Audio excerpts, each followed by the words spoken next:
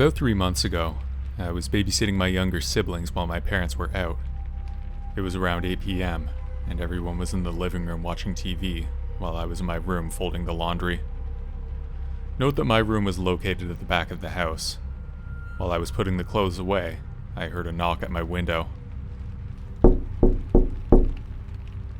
Without thinking, I opened the blinds a little, and instantly, my soul left my body. I was face to face with a pair of wide hazel eyes staring back at me.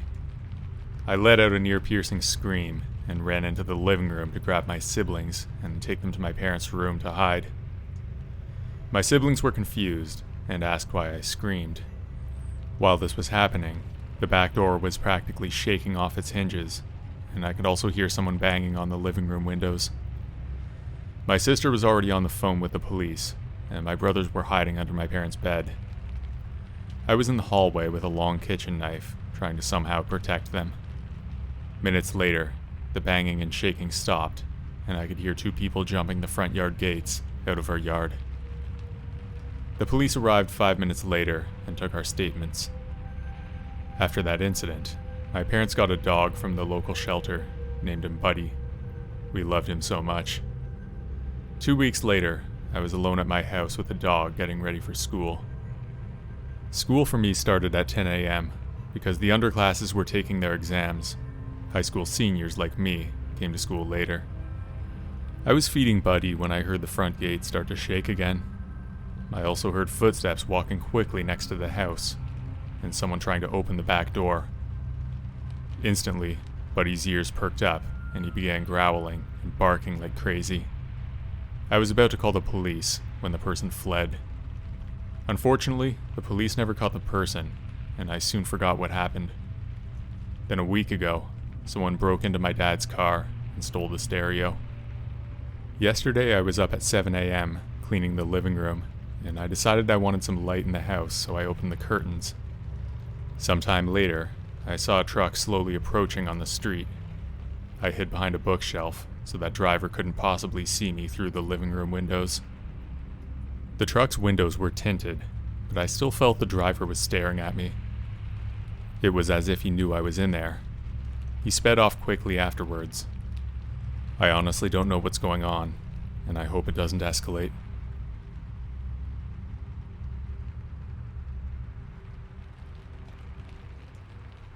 I live in a small suburban neighborhood in Washington State. All my life I've lived there, and my neighbors were all really good people, except one. When I was young, my mother had started her own entertainment business, and my dad was a salesman. So my parents decided to get a babysitter for me, since they were gone all the time in the summer.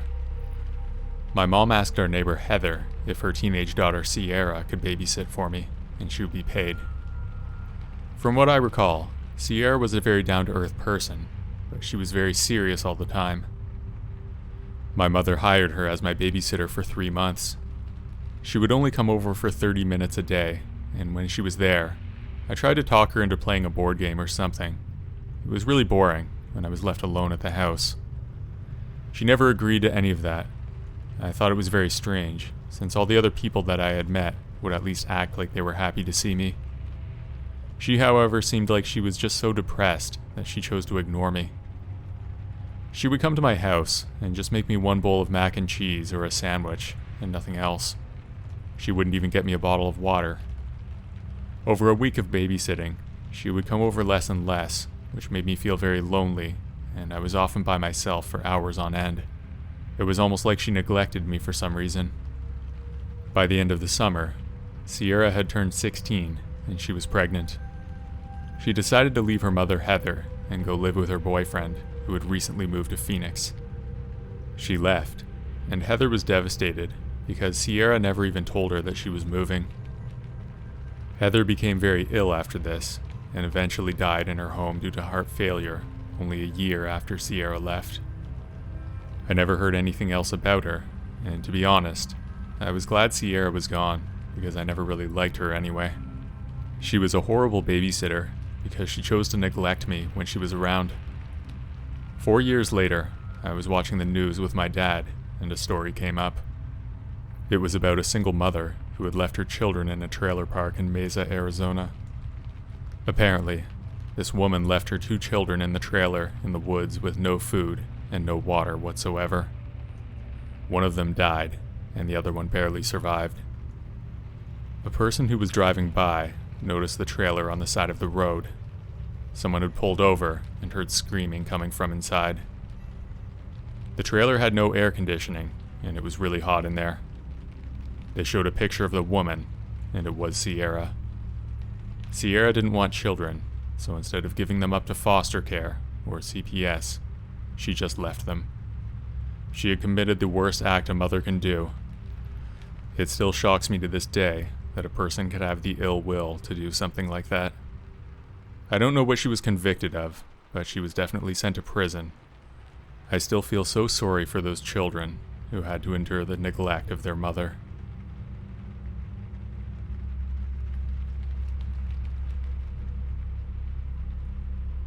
When I was 12 or 13 years old, my parents still hired a babysitter whenever I would be left alone. A lot of kids my age would be annoyed by this, but I actually didn't mind. We lived on a somewhat busy street, not exactly a rough neighborhood, but there was some crime.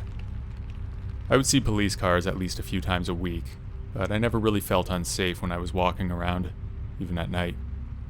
We had a small detached house, which was actually quite a luxury around there, since most of my friends lived in apartments or townhouses. So I guess you could say that I was the rich kid, if only by comparison. Kelsey was my babysitter at the time, and she had been watching me for a few months before this happened. She was probably 17, so not that much older than me. Kelsey was thin as a twig, with long black hair, which I'm pretty sure was dyed. She wore all black, with black nail polish and lipstick. She was what was known as a goth kid back then. Anyone who was around in the 90s or early 2000s will know what I mean. The reason I liked Kelsey so much was that she would treat me like an equal. It was just like we were 2 friends hanging out. She would break all of my parents' rules. We'd have ice cream for dinner, watch TV all night, and she would never make me do my homework. One time she even brought alcohol and gave me some. I know it sounds bad, but at the time, I felt really cool and grown up because of it.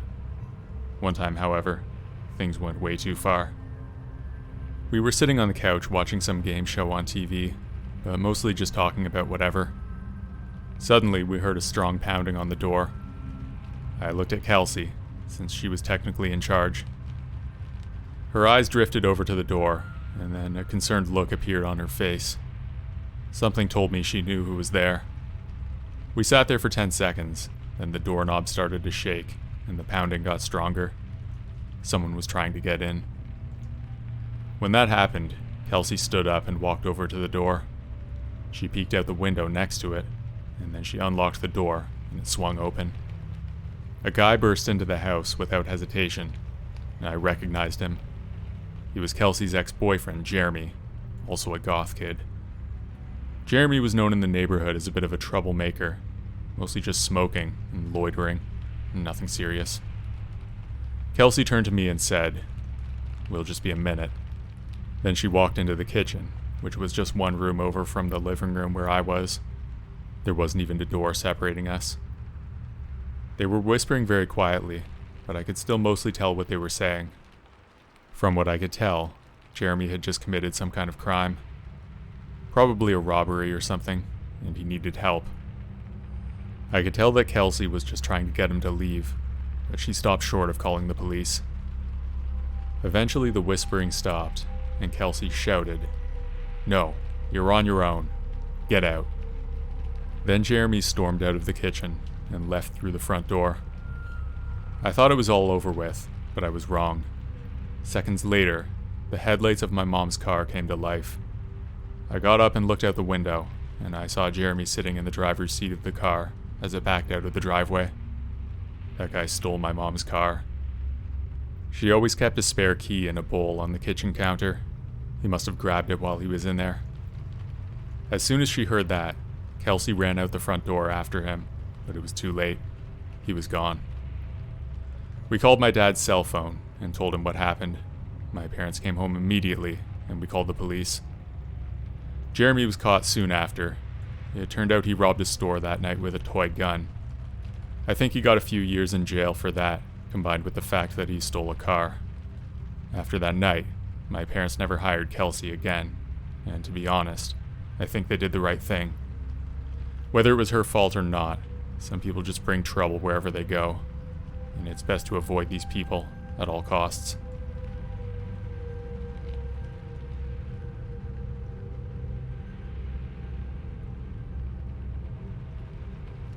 About 6 years ago, when my cousin James was 15 and I was 7, our parents left us to go to a wedding.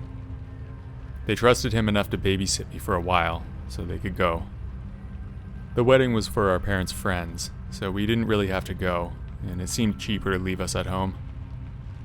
It was sometime in fall, maybe the first week or so of November. He and I were playing games when there was a scratching at the door. It was loud and animal-like. Something or someone wanted to get in. James got up and walked over to the door to check who it was. When he got there, a loud bang rang out as if someone had kicked it. It was like somebody wanted to break that door down. James had started to get nervous, and he looked at me. He was completely silent, and he quickly ushered me upstairs. It was only around 7 in the evening, but it was dark, and he insisted that it was my bedtime. He tucked me into my bed and went back downstairs. This was my aunt and uncle's house, and they hunted. They had a small amount of guns, and I could tell that when James went downstairs, he went to grab one of them. I started to hear loud shuffling outside in the leaves, and I called for him to come upstairs.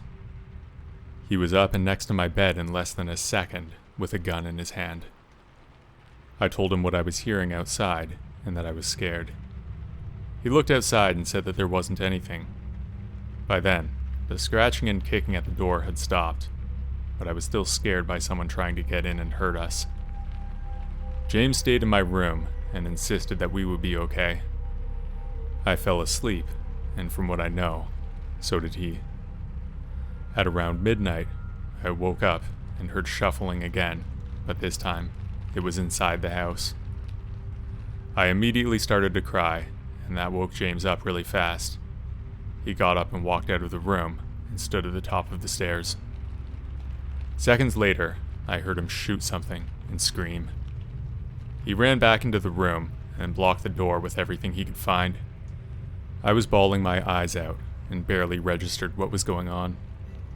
James sat on the bed next to me and tried to comfort me, but I was having none of it. I kept wailing at the top of my lungs. A minute or so later, there was a scratching at the bedroom door. James grabbed his phone and called the police. I was trying to push him so that he was in front of me. I wanted to be far away from whatever that was. The scratching continued for what seemed like hours until the police arrived. The sirens must have scared away whoever was trying to get in. I don't remember much of what happened after that, and James only ever tells the story when I'm not around.